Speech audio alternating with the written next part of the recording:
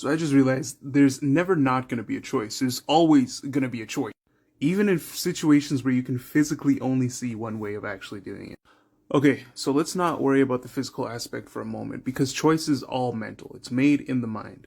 So since it's all in the mind, you could easily have only one choice in real life, but because of the mental imaging that you have, it ends up being two choices.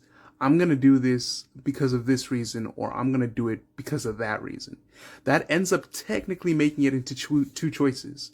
And you even have a third choice there because you can choose to not do it.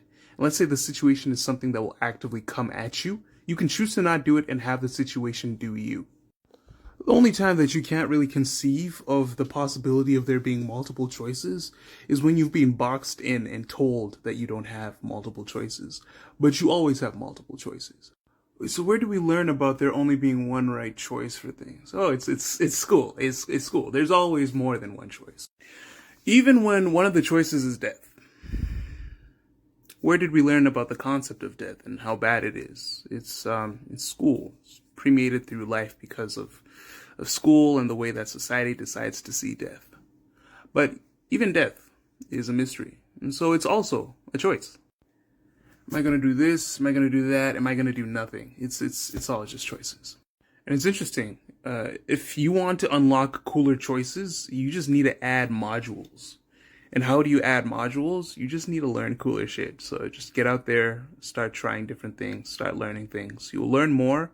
And with the more that you've learned, you acquire these modules that allow you to have different choices or to see choices differently, altering the way that you see the action that you're about to take. You're not stuck at a dead-end job because you need to pay bills. You're stuck at a dead-end job because you choose to pay bills. What happens if you don't pay bills? Oh, well, that's something else as well.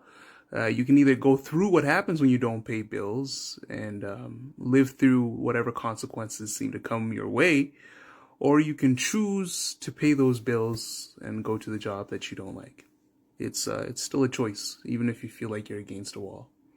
You can also choose to get rid of that job and maybe another choice comes your way and you find yourself at a better job. But because of the fear and being boxed in, you stay with the dead-end job, and that's a choice. You got this, you got